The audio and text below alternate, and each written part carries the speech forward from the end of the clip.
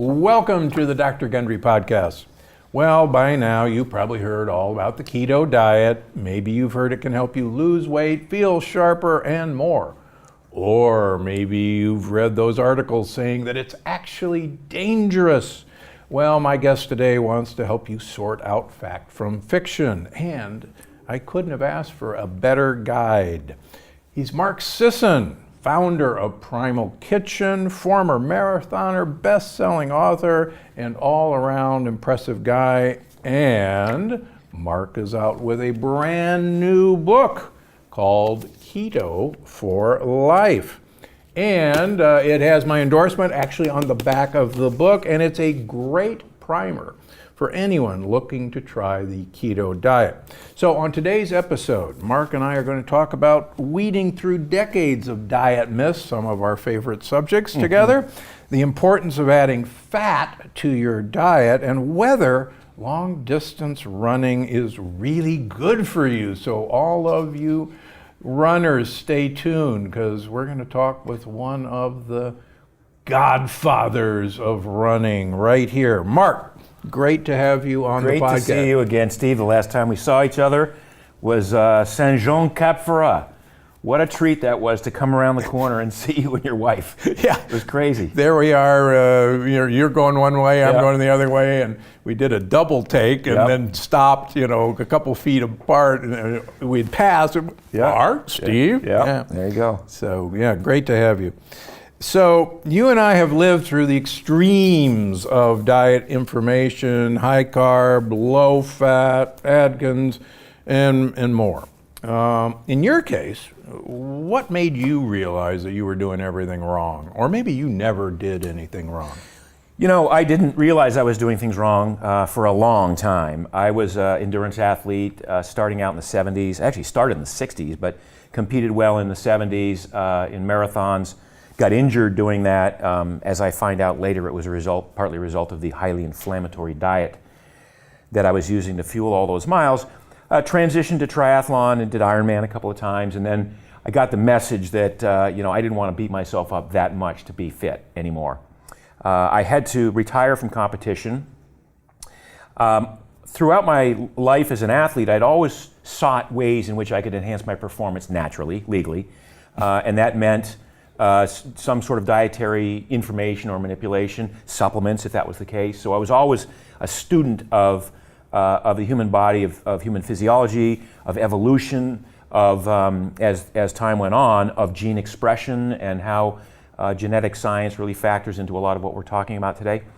And I started simply understanding that fats weren't necessarily the bad guy that they were made out to be in the 70s, 80s, and 90s.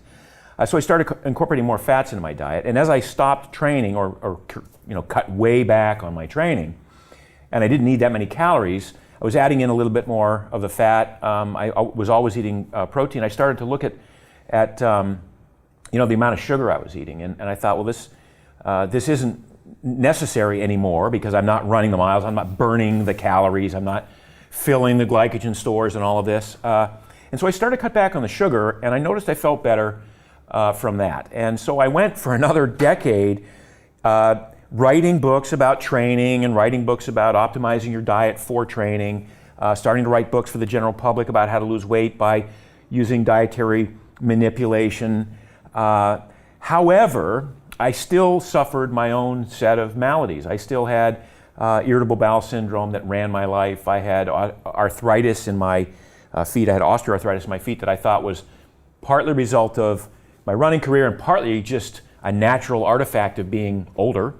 But I couldn't grip a golf club, and that was like weird to me. And so I had the arthritis, I had tendonitis on a regular basis. I had all these itises, and that wasn't right for a guy who's trying to be not just fit, but now healthy. And you're a world expert on health. And I'm a world expert on health, and and you see this a lot in our field. You see experts who still, behind the curtain, they're suffering and they've got all the maladies that they write about and talk about. So in my case, when I was 47, my wife... Last year. Yeah, really. It's going on 20 years ago, pal. When I was 47, my wife said, look, you're writing about how bad grain is for you.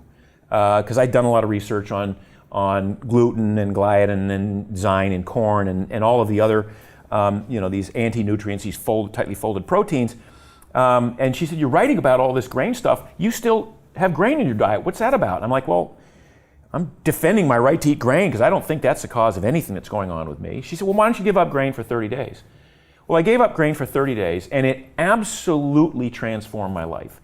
It was the most amazing transformation. The arthritis in my feet went away. The irritable bowel syndrome that, again, was like running my life since the age of 14 went away. The GERD that I experienced, weird places like sitting back in an airplane seat or something like that in the wrong position, that went away.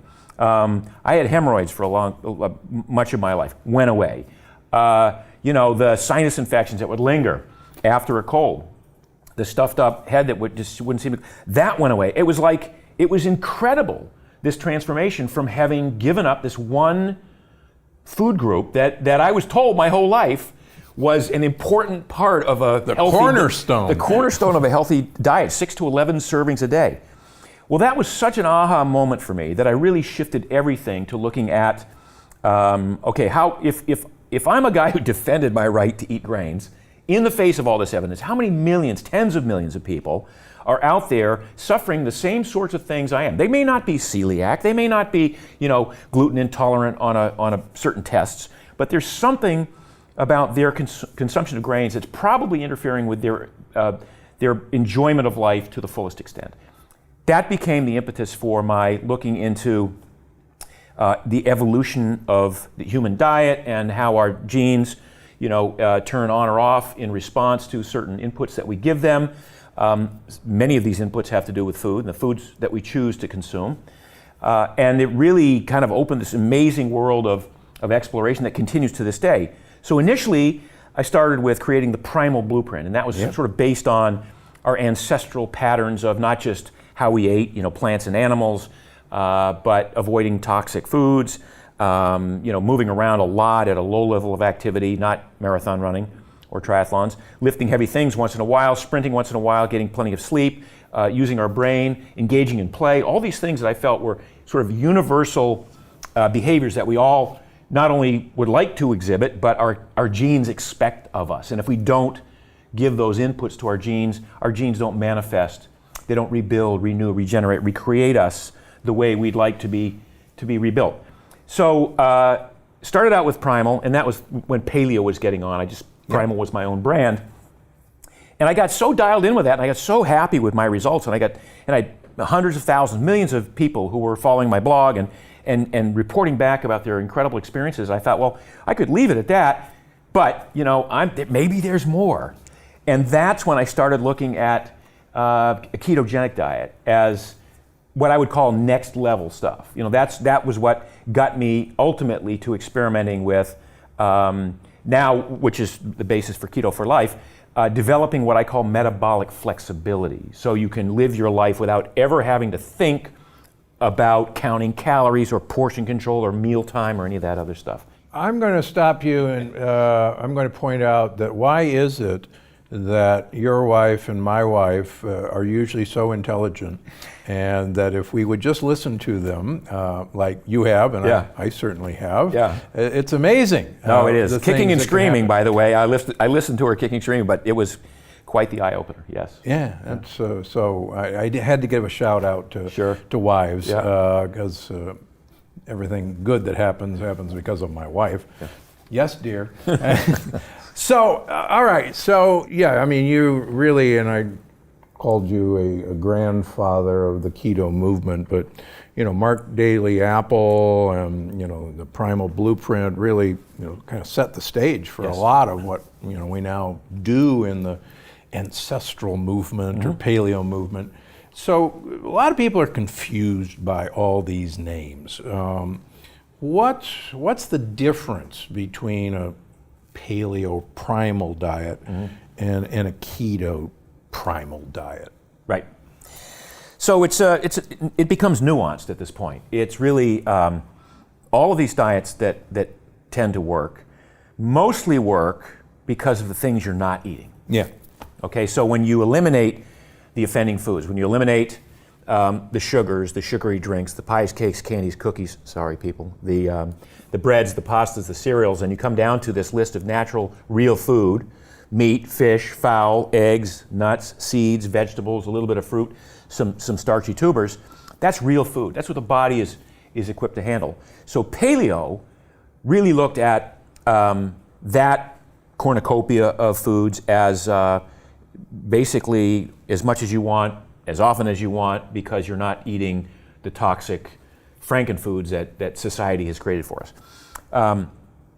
Primal kind of looked at that and said, well, maybe there's some things that we can add, because paleo tended to think in terms of like dairy being off limits, because until we started herding animals 10,000 years ago, our ancestors didn't consume dairy. We could go into a whole discussion about why I think dairy is appropriate under certain circumstances.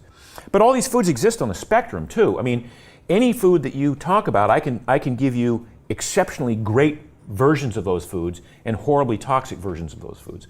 So when we talk about dairy, for instance, 2% skim, homogenized, pasteurized, forget it. It's nasty stuff.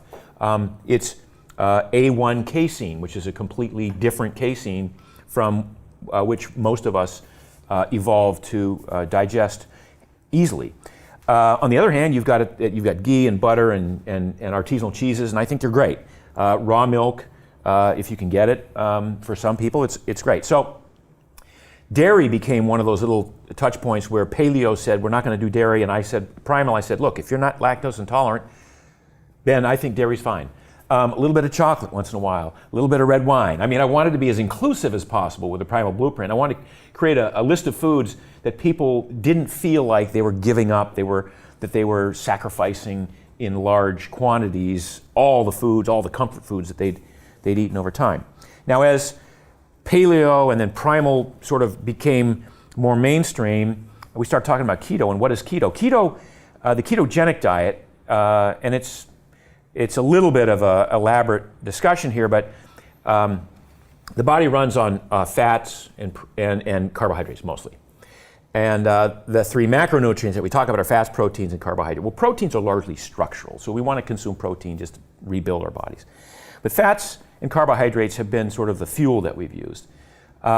We were born with this amazing default setting that would allow us to derive most of our energy from fat, from stored body fat. In the absence of food or fuel, historically over millions of years, which was generally the case for most people, you didn't have 3 square meals a day. You'd miss meals, you'd miss days. You'd go days without eating, and you had to maintain energy and you had to maintain muscle mass.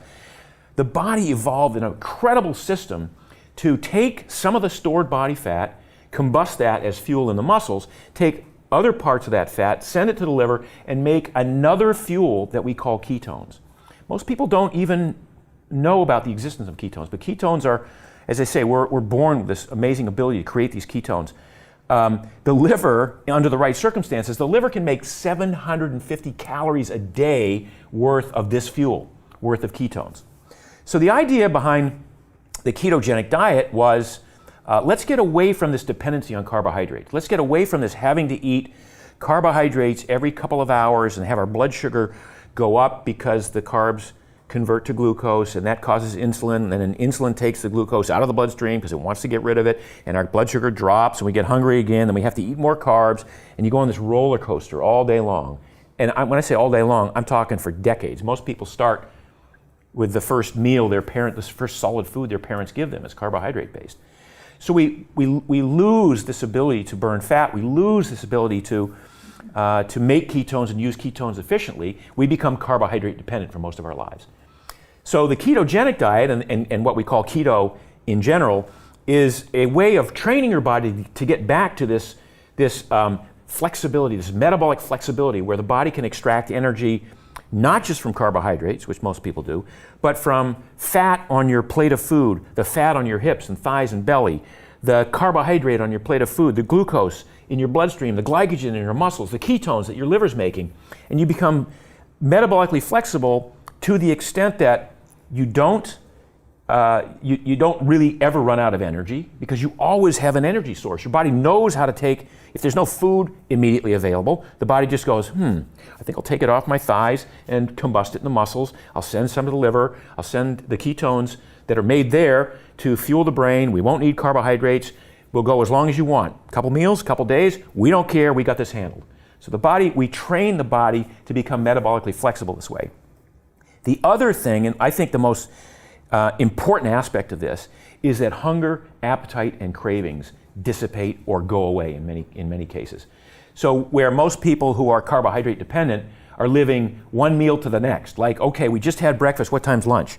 And we get Better back. have a snack before lunch. Got to have a snack, a mid-morning, a coffee break in the morning, or a pick-me-up because I'm going to feel like taking a nap at 2:30 or 3 o'clock in the afternoon if I don't have a bagel or an energy bar. That's the latest one. And then go home and have dinner and then maybe have a snack watching TV. This is not only antithetical to health, it's also a pattern that like most people in this country engage in. We eat just way too much food, and the problem is it's driven by hunger. People actually feel hunger because it's a hormonal dysregulation that they're causing by their choices of food.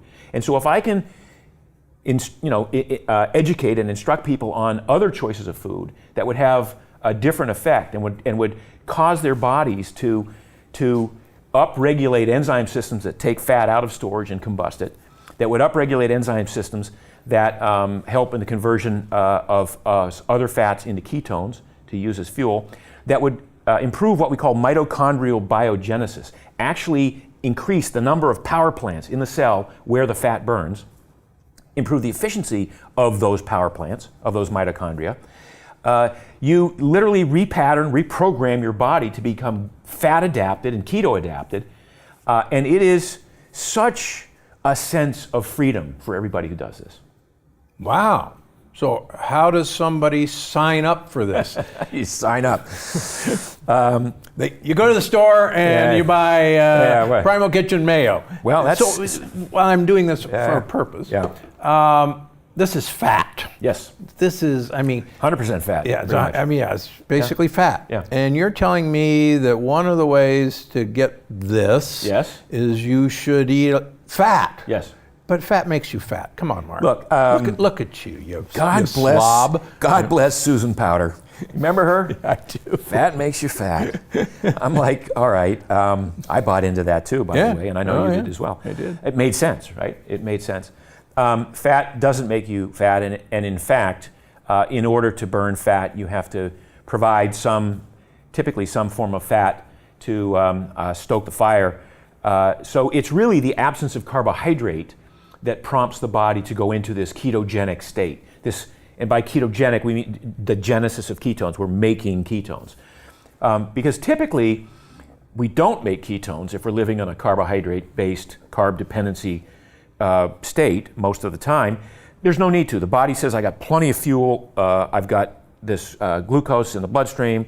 I know you're going to eat every 2 hours. That's cool. Even every 4 hours. The brain is happy with the glucose. Insulin, which is higher because of all the carbohydrates you eat, insulin locks fat into the fat cells, so you can't combust that fat. So you just become, and over time, excess calories then get converted to stored body fat, which historically is awesome. Imagine, a million years ago or 500,000 years ago, or whatever, you come across some food and you go, okay, I finally find some food after a couple of days, and you don't just eat till you're done. You keep eating. Your brain is wired to overeat that food. And we evolved a system, and it's so elegant, a system that takes the extra calories from that food that we overate and converts them into energy that we, instead of carrying 5-gallon buckets around with us all through the woods and everything, we store this on our hips, on our butt, on our thighs, right around the center of gravity, so that we can carry it with us and have access to the fuel whenever we run out of fuel. It's a beautiful system. It's a beautiful system as long as you also have the ability to take that fuel out of storage and burn it. And that's what most people have lost. So in order to get there, you have to withhold carbohydrates. You have to say, okay, I'm going to cut back on my intake of sugars and sweets and sweetened beverages and pies, cakes, candies, cookies. And this doesn't mean you have to, like, vegetables are basically free on a keto diet.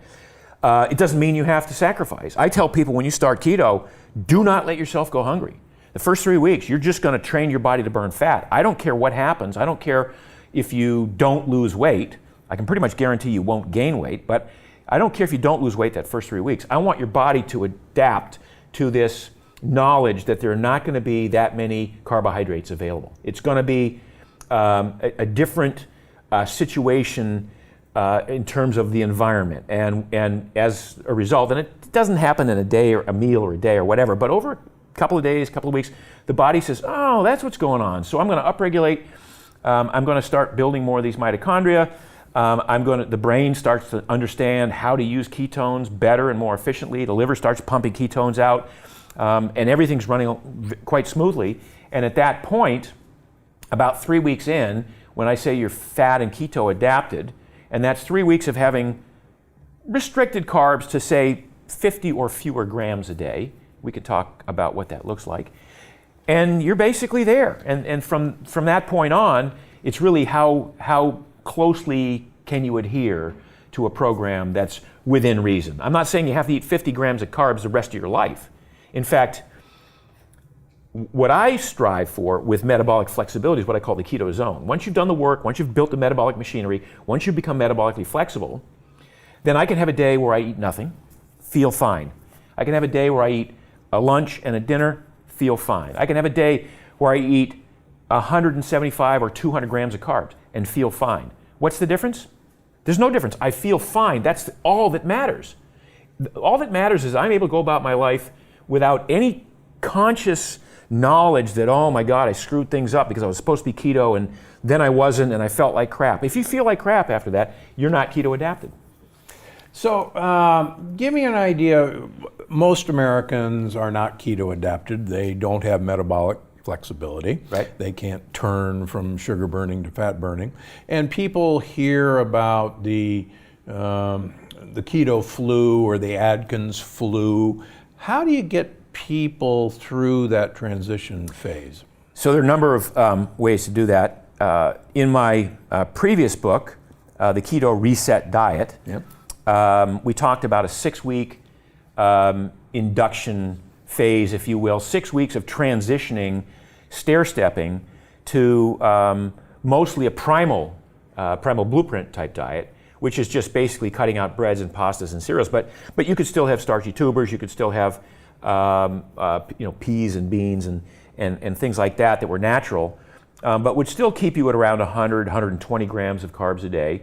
And that just gets your body used to having fewer carbs. Most people eat 300, 400, 500 grams of carbs a day. No, come on. I'm telling you, you absolutely know that. It's scary how much the world depends on carbohydrate. So but if you eliminate all the toxic foods and you come down to this list of healthful foods that are all natural, that are on the perimeter of the store, you can pretty much eat what you want. So my first rule of thumb, as I say, don't let yourself go hungry. This is not about you struggling and suffering to get to a certain point. This is about you, with grace and ease, transitioning your body to a point where it's, first of all, okay with not eating a lot of sugar and not eating every couple of hours. And then once you get to that point, then all you got to do is find 50 or 60 grams of carbs per day that you cut from that. And then the transition becomes quite easy. Then there's really no keto flu. A lot of people who claim to get a keto flu, and this is a sense of like a little bit of malaise, a little bit of dizziness, a little bit of lightheadedness, because the brain hasn't yet gotten used to the lowered glucose and hasn't really gotten the message that it's fine to be burning ketones all the time. The brain actually thrives more on ketones than it does on glucose. But that transition takes a while. Any of these things that we do to the human body, evolution created this amazing system, as I said, and one of the aspects of the system is that it likes the status quo until you prove to it that the status quo is no longer going to be. So if you do for one meal or 2 meals, the body goes, nah, I'm resisting that because that's not enough time for me to even think about changing. Because if I'm going to use resources, if this body's going to use resources to build more enzyme systems, to make more mitochondria, to increase bone density, to increase muscle. Those all are expensive resource-using things. You gotta figure out how to trick the body into doing that by giving the genetic signals that cause genes to turn on that build muscle, to cause the genes that turn on that make mitochondria, or that make bones stronger, or that support the immune system. All of these are well within our control as humans, based largely on choices we make with the foods that we choose to eat, how much sleep we get, how well we control stress, the types of exercise we choose to do. You choose to do one type of exercise, you become long and skinny and gaunt. You choose to do another type of exercise, you become larger and more muscular and stronger. So my life's work has been really about identifying these hidden genetic switches that we all have and exposing them to people and saying, here's something you might try if this is your goal. Cool. You mentioned this already, but I want to get back to this. Your book is Keto for Life. Should I always be in ketosis? So that's kind of a bait and switch, I guess, because, and it's also, you've worked with publishers, and so you come up with a title, and you like your title, and they like yours, and you wind up putting them together. This is a longevity book. So this is a book about how to live a longer, happier, healthier, more productive, loving life. And so Keto for Life was, and because keto was my last book, they needed the transition. It's great. But what I'm talking about, and when I talk about keto, and here's a good segue to make that distinction.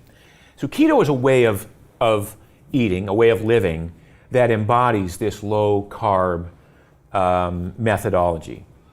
But it doesn't just require or involve or necessitate low carb. You can go keto just by not eating. So if you don't eat for 3 days, you're in ketosis. You prompt the body to create these ketones. Now, it's a lot easier if you don't eat for 3 days, if you become keto adapted. If you are a sugar burner and you don't eat for 3 days, that's where you have the visions. That's where you see Elvis and Jesus, and you see the whole thing, right? So and the crash and burn. The crash and burn. That's the crash and burn. So to ease your way into this keto way of eating has as much to do with how often you eat, the choices that you make when you eat, the fractal nature of eating. So as I talk a lot about in the book, and I've talked a lot on podcasts, I don't know if you know a guy named Art DeVaney. Oh yeah, Sure. So Art, he's always been ahead of the curve on everything. And one of the things he started 10 years ago was this. He just says, I eat fractally. Some days I eat a meal, some days I don't eat, some days I eat 3 meals, some days a big meal and a small meal, and he changes it up because that's the human experience. Historically, humans didn't have 3 portion-controlled meals a day plus 2 snacks, plus a bedtime pick-me-up or whatever. So Keto for Life is really about adopting this way, this keto eating strategy that allows you to maintain metabolic flexibility, whether you go off keto for a couple of days and say, I'm going to have, I'm going on vacation, I'm going to have pasta, and I'll suffer the consequences. I went to, I moved to Miami, and my wife and I found this restaurant, and I hadn't had pasta for 15 years. And we found a pasta dish that's got this amazing, truffle Alfredo sauce, and it was gluten-free pasta. And we so once a week we would go there and order salmon and the pasta and split both, and that would be our meal.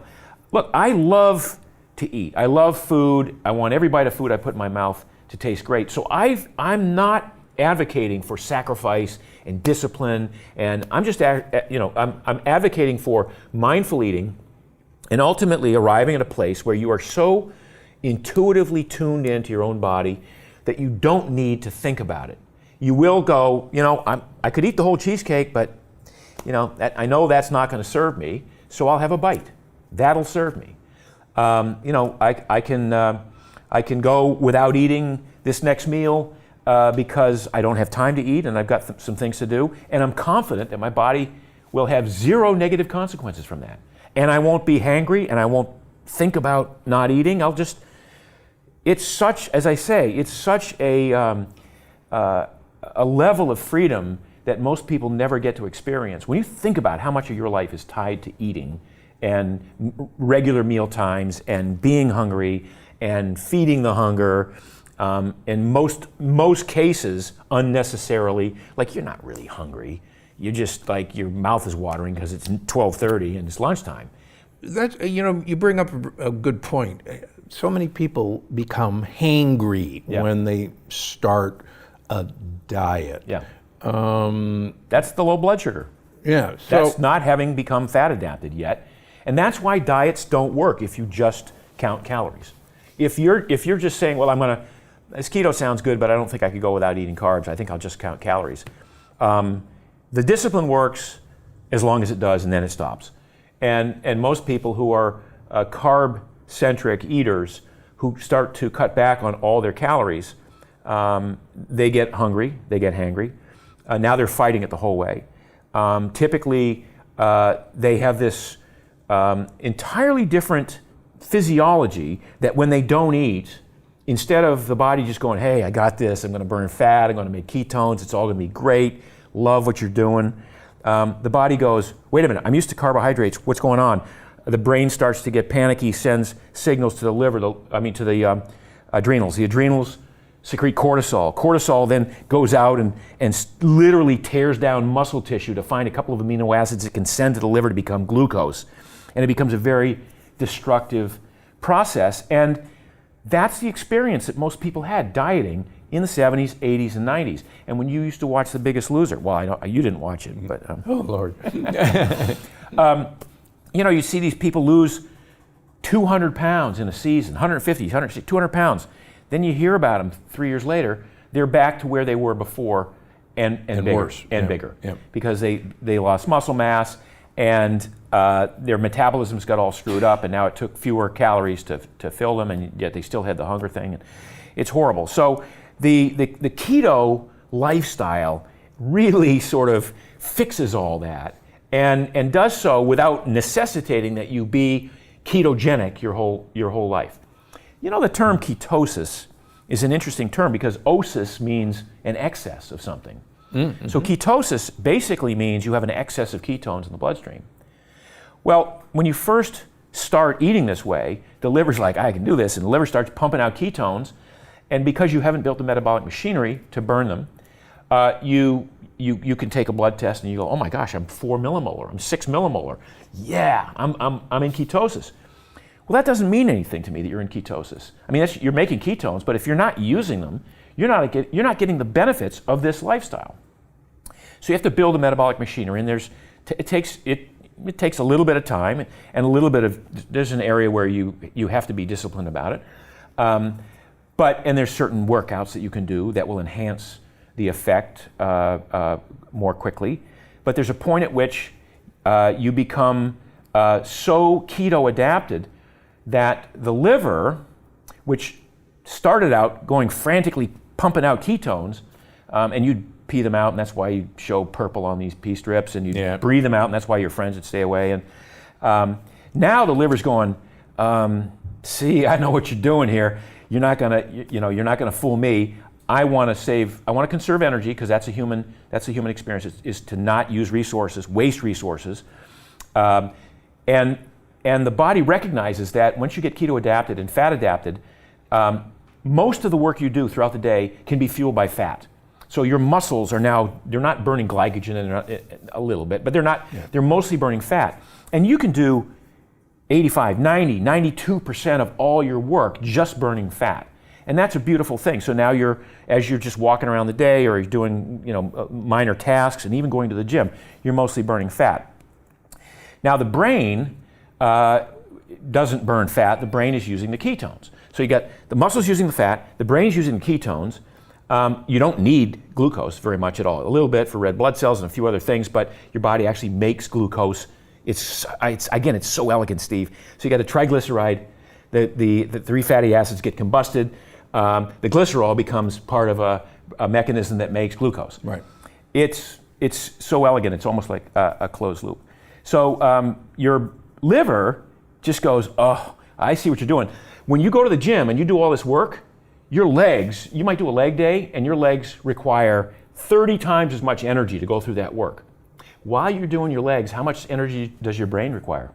Same as usual. Same as usual. So the brain just goes like this all day long, right? And if all you're doing is supplying ketones for the brain, the liver gets it, and the liver goes, I'm just going to pump out enough ketones for the brain. I don't need to waste these resources and pee them out or exhale them or sweat them out. And so what you find is that people who have been in a keto lifestyle for a long time don't even register as in ketosis on these monitors because they're so well adapted, the body's just got it dialed in. It's such a beautiful thing, this body that we have. That's great information because I have a number of patients, and as you know, in all my books, I have a chapter of the keto plant paradox system. And a ton of my patients will come in and say, I'm in ketosis, and my strips say I'm in ketosis, or my breath machine, or my blood says I'm really in ketosis, I'm in huge ketosis, and I haven't lost an ounce. This doesn't work. Yeah. And I think your explanation is incredibly good. That just because you're pumping out all these ketones doesn't mean you're actually using them. No, and in some cases, people will use the sort of the dirty keto or the shortcuts, and they'll say, okay, I heard MCT oil is a great substrate to make ketones. So they drink MCT oil. You drink too much and you have some digestive upset. But that's true. Or ketone salts, and because they think what they're doing is they're chasing the ketones, and you got to chase the results. I don't care about the ketones. I want the results, and the fact that I know what's going on below the surface, I know that you're making ketones. That's all that I care about. So if you show me that you're in ketosis, that's great. I think that's an awesome first path for you in the first couple of steps. But do the work, work out in the gym, and then what you will find, and I bet this is happening with your patients, we don't need to eat nearly as many calories as we think we do. I amaze and almost scare myself on how few calories I eat some days, and I'm still carrying a little bit of mass here, muscle mass, and it's amazing to think that this system that we evolved can become a closed loop. If you think about it this way, all right, you don't eat for 3 days.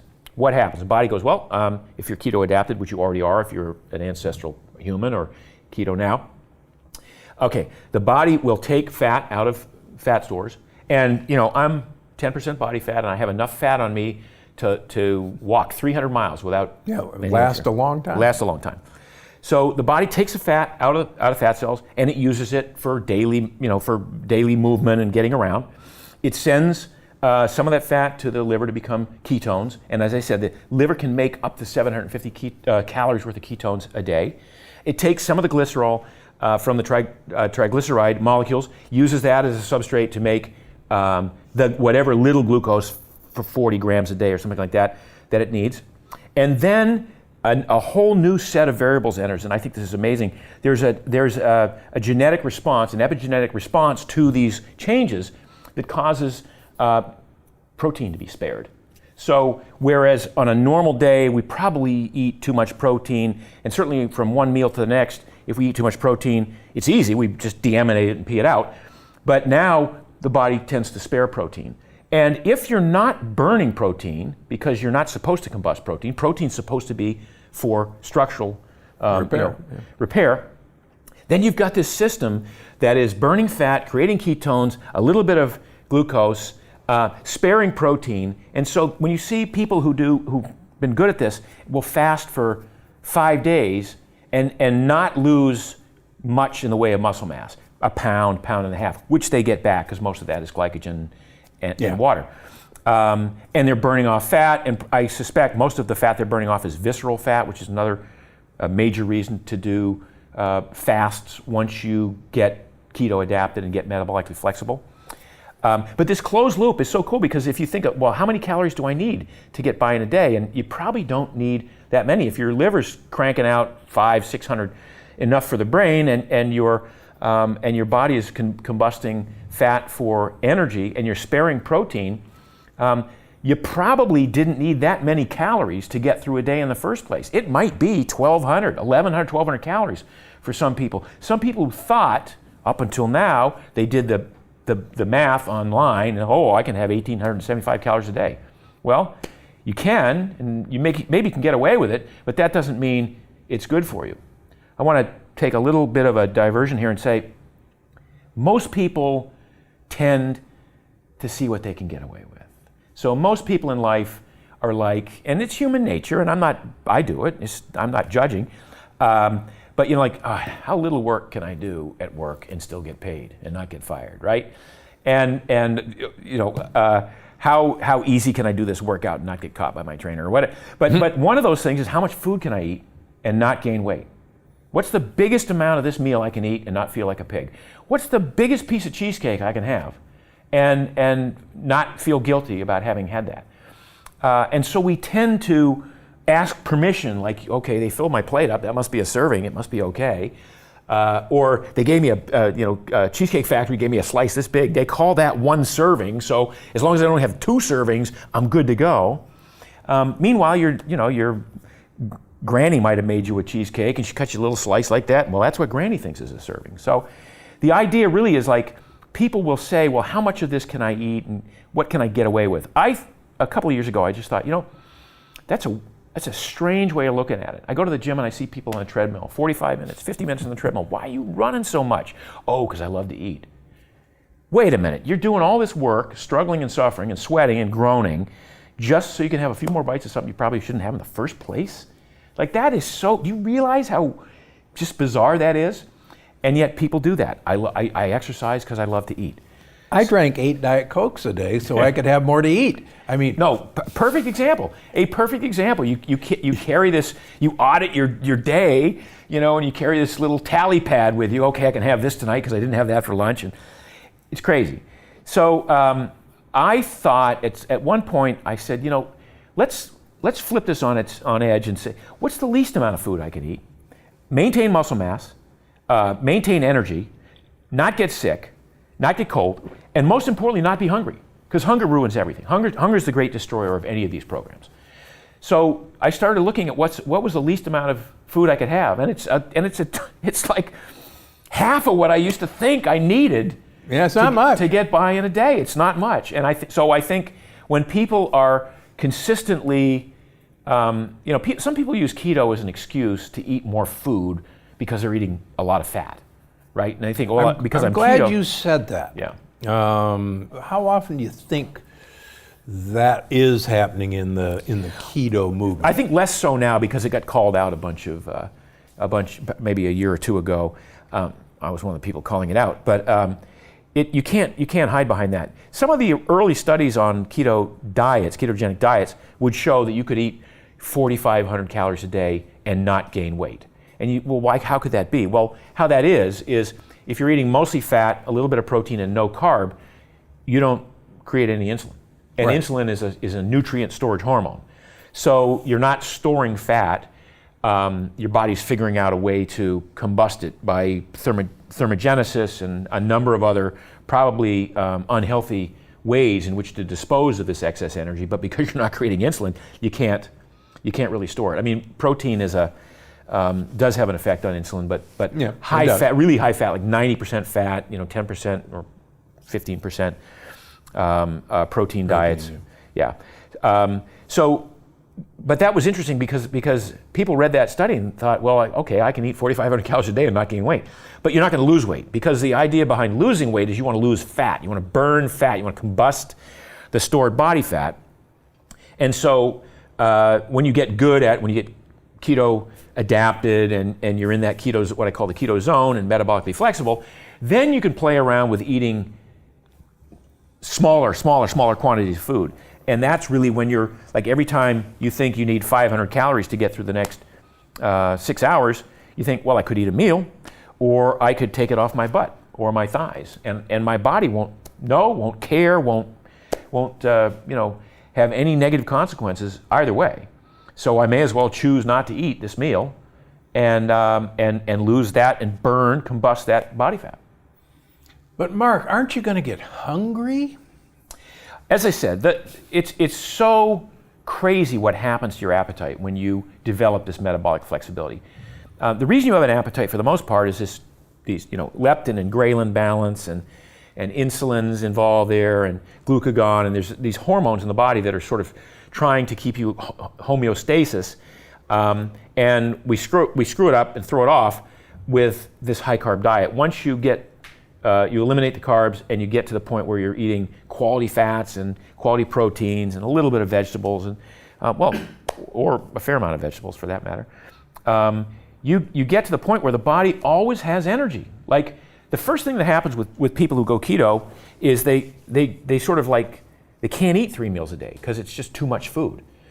So most people wake up in the morning, and I promote this. I say, well, just see how, once you're keto adapted, see how long you can go without being hungry in the morning. And most people within a couple of days go, well, I made it to noon, no problem.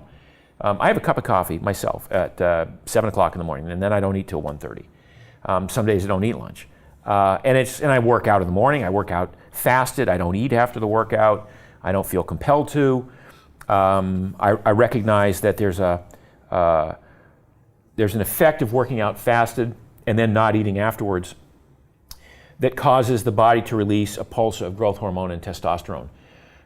And if you eat a post-workout meal right after, say, doing a heavy leg session or a heavy training session, if it's a high-carb meal, then the insulin in that meal will blunt the growth hormone and the testosterone spike. Yeah.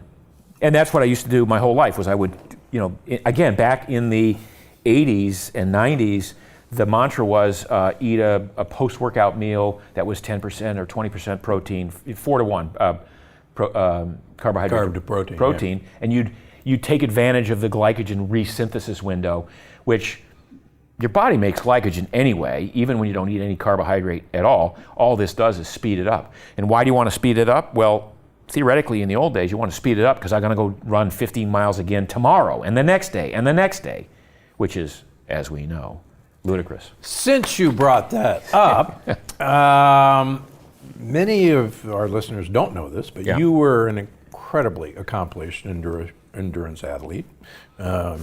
Incredibly, don't be modest. You had a lot of serious health problems. Yep. Can you talk about that for a moment? Well, so as I said, when I was a runner exclusively, I ran 100 miles a week on average. Some weeks I ran 120, and some weeks I only ran 80 for years at a time. And that's when I developed osteoarthritis in my feet, which I presumed was a result of all the miles. That's when I had the worst of my IBS, my irritable bowel syndrome. That's when I had the itises. And in fact, it wasn't even the arthritis in my feet that prompted me to quit becoming an elite marathoner. It was tendonitis in my hips that just would not resolve.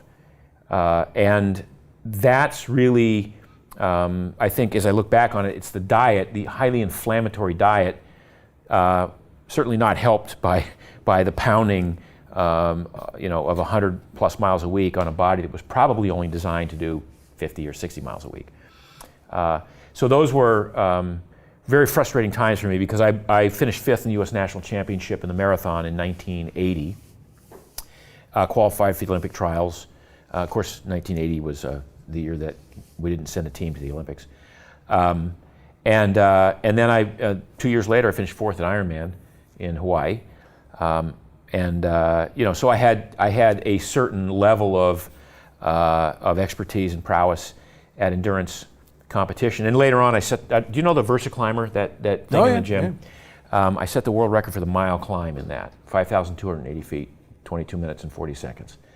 And I don't think it's been broken since. So anyway, so I was chasing performance my whole life, and thwarted. It seems at every turn by my diet, which I only discovered after I'd long since retired. People would say, well, if you had to do over again, would you go back and change your diet? And I'd say no, because actually the way I got to where I am now was so profound. I probably wouldn't have appreciated it if I'd started out that way.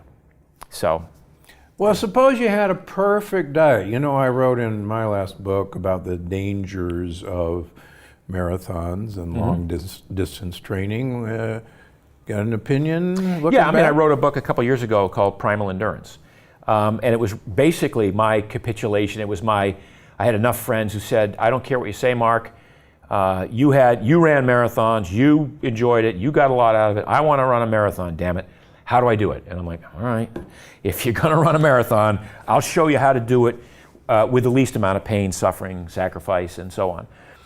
And so I would certainly train what we call train low, race high. I would train low carb. I would race with my carb tanks more full. I would make my long, slow runs longer and slower, and I would make my short, fast runs shorter and faster. I would do much more strength training in the gym. I develop what we call maximum sustained power over time. So I'd be much more methodical about breaking the component parts of competition down into their essential elements. When you're an endurance athlete, particularly a runner, you just run. And typically, and the reason I talk about making my longer runs longer and slower is we talk about this maximum aerobic function that we have. And so we use the number 180 minus your age. So if you train at 180 minus your age, the lab results across thousands of people have shown that that's the heart rate at which, below which, you're using mostly fat. So you're using a lot of oxygen and mostly fat. Above that heart rate, you're starting to burn more glycogen and you're tapping into glycogen stores. Now, why is that important? Well, if you want to run long distance, you want to get as much energy from fat as possible. You don't want to tap in your glycogen stores.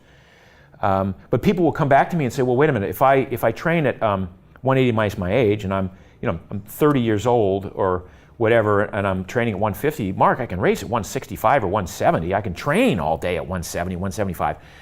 And I'm going so slow at 150. And my answer is, well, okay, you're going slow because you suck at burning fat. You're good at burning sugar. I was great at burning sugar. I mean, I ran how I ran, burning mostly sugar. But I also did a number on my heart from having done that.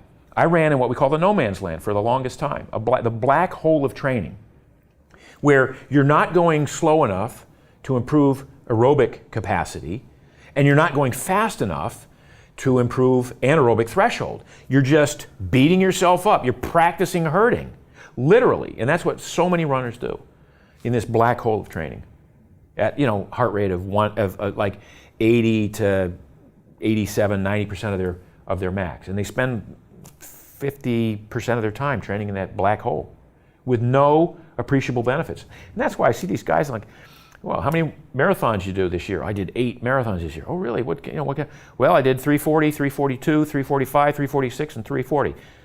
Okay, well you're doing that much work, you should really improve. But they're just practicing to run that same speed the whole time. So there's a way to do it. And this is what I tell people, Steve, is I say, all right, if you want to run a marathon, I'll let you run 2. You run 1 to finish, that's great. That's a belt buckle thing, that's a bucket list thing. If you really liked it, I'll let you run 1 more to see how fast you can go. And if you haven't broken 3 hours as a man, you're not a runner, find another sport. That's pretty much the way I look at it. All right. Good advice from the guy who hate to piss anybody did it. off there who's an avid marathoner, but Okay. So, your book is not just about eating. It's an amazing exercise program. What should our listeners who want to get more exercise, but you don't want to go do a marathon, give me a couple things they can do today. Walking is still the best thing anybody can do. I saw you and your wife, and we were out doing a hike around Saint-Jean-Cap-Ferrat. I don't know if you did the whole. Oh yeah, we did the whole cap, crazy thing. That thing, because we rarely do that small cap where we saw you. But walking is spectacular. It's the most human of all activities. We're bipedal. By the way, how do we not fall over it's like we're like a Segway that how we maintain this upright position. Walking, of course, swimming and easy cycling, with an occasional hard session thrown in. But if all you ever do is walk, you're 80% of where you need to be. And I'm talking, walking an appreciable amount. We're walking 30 minutes to an hour a day on average. So some days it can be an hour and a half, and some days nothing. That's really the best. And then I think 2 days in the week, 2 days in the gym per week is all you need in terms of lifting weights. Any more than that, and you're either not doing it hard enough when you're doing it, or you're not going to the gym for the right reasons. You're just going to chat it up and see people, which a lot of people do, right? Oh, yeah. Yeah. So, all right. You do recommend a few supplements. I want to talk about 3 of them. Collagen. So collagen should be the 4th macronutrient in my mind. We have fat, protein, and carbohydrate. And I think collagen should be a separate category because I think it's a critical component of it's collagen in our body. Skin, hair, nails, connective tissue, tendons, ligaments, fascia is all collagen. So the most prevalent amount of protein in our body is of collagen in nature. It's collagenous material.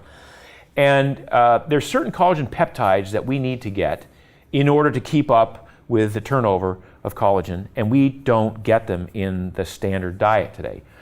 Until 200 years ago or 100 years ago, we ate all parts of the animal. We ate nose to tail. So you didn't just eat the choice cuts of meat, the prime rib and the T-bone, but you ate the knuckles and the gristle and the organs.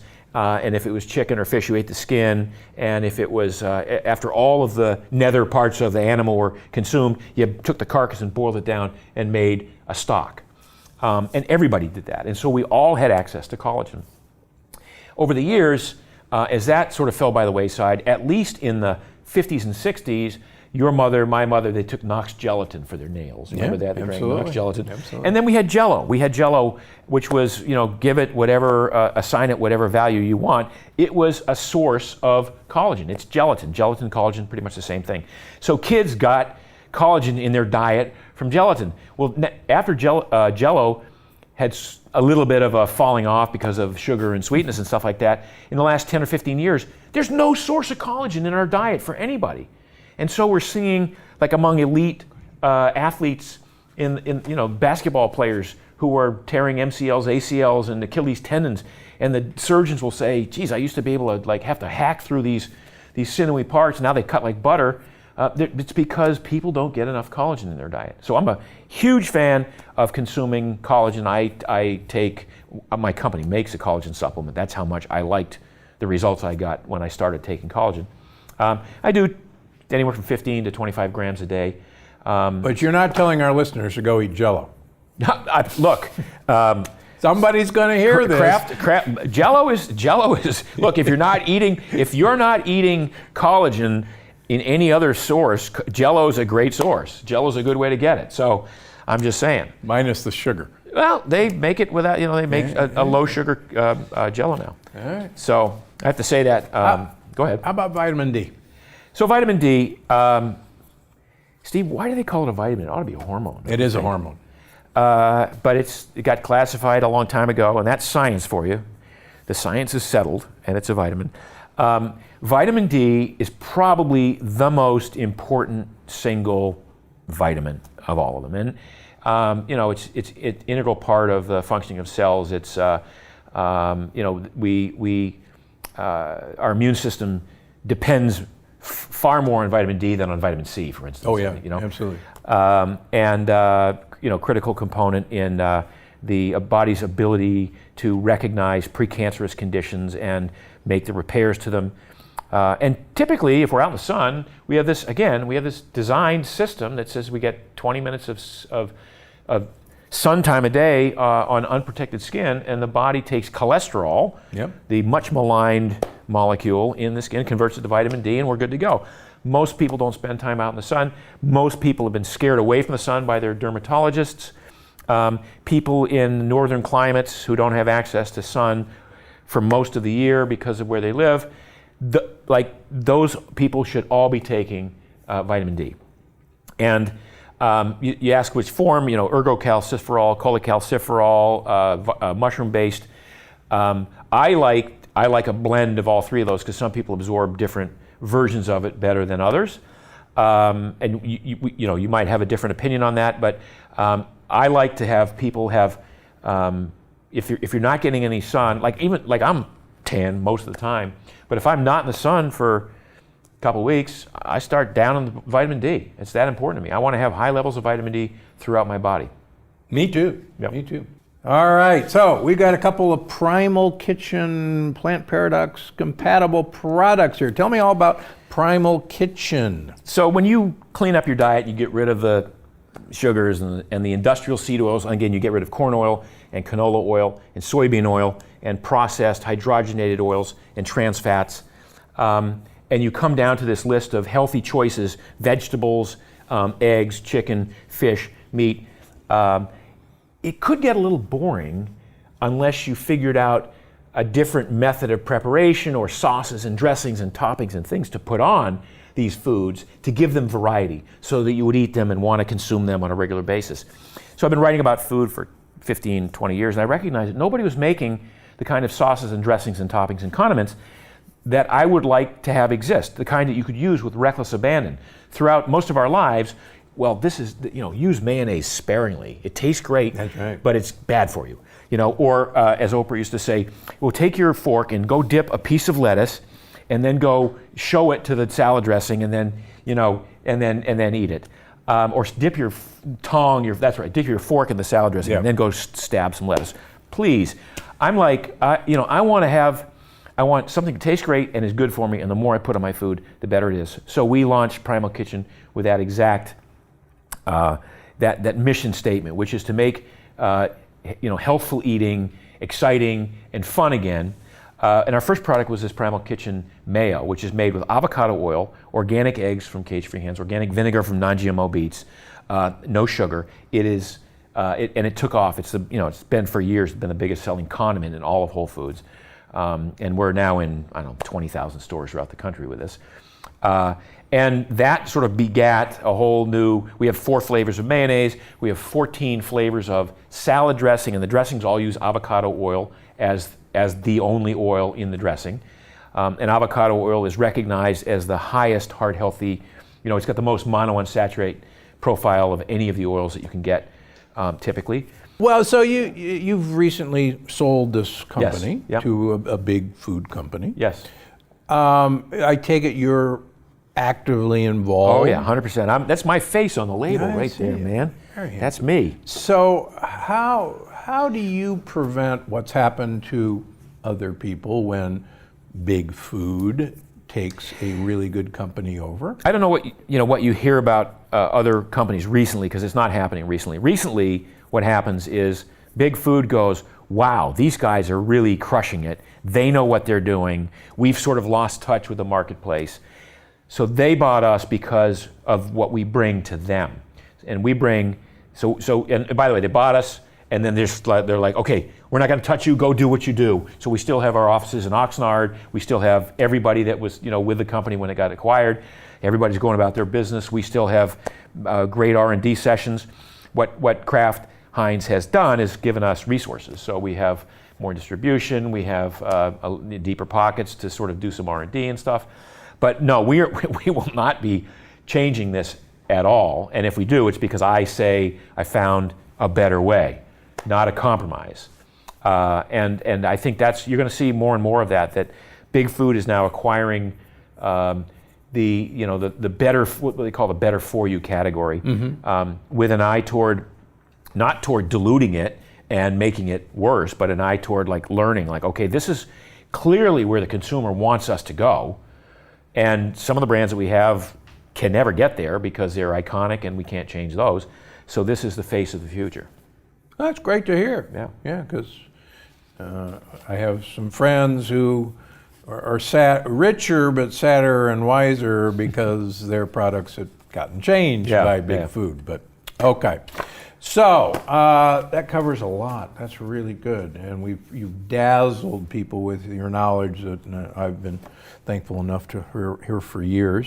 So where, as if anybody really needs to know, where can they find Oh, Amazon, Barnes and Noble, everywhere books are sold. Keto for Life? Yeah. And your products are everywhere yeah, now. Yeah, they're we have the Mayo, and some of the products are in Costco. We're in Target, Whole Foods, Safeway, Kroger, Publix, on down the line, pretty much everywhere now. And Instagram, blogs, where? So I'm Mark Sisson Primal on Instagram. It's just a fair amount of just shirtless shots of me, so you don't want to go there. Then I've got Mark's Daily Apple on Instagram, and marksdailyapple.com is the blog. Yeah. We're now in our 14th year, and going strong, an article every day for 14 years. And I think that's it. All right. Cool. Great to see you. You too, man. All right. Well, we'll see you in the south of France. For sure. All right. Time for an audience question. Janine Jackson on YouTube asks, I am wondering if there is a way to prepare corn that removes the lectins. It is quickly mentioned on one of your videos that the process used to make corn masa may do this. I am hoping to return corn tortillas and grits to my diet. I'd also love to add polenta and plain tortilla chips. I bet you would. There's no human need for corn. Corn is one of the most mischievous molecules that you can eat. And quite frankly, if you are gluten sensitive or gluten intolerant, 70% of you will react to the molecules in corn as if it was gluten. So yes, the Indians were smart enough to treat corn with lye to produce hominy. I can tell you the stories of what happened when corn was introduced to northern Italy, and look up the word Cretan sometime and you'll find out the horrors of introducing corn that was not treated with lye. So, millet makes a great polenta, makes a great oatmeal, makes a great grits. You don't need corn in your diet. Just stay away from it. That's all. Before you go, I just wanted to remind you that you can find the show on iTunes, Google Play, Stitcher, or wherever you get your podcasts. Because I'm Dr. Gundry, and I'm always looking out for you.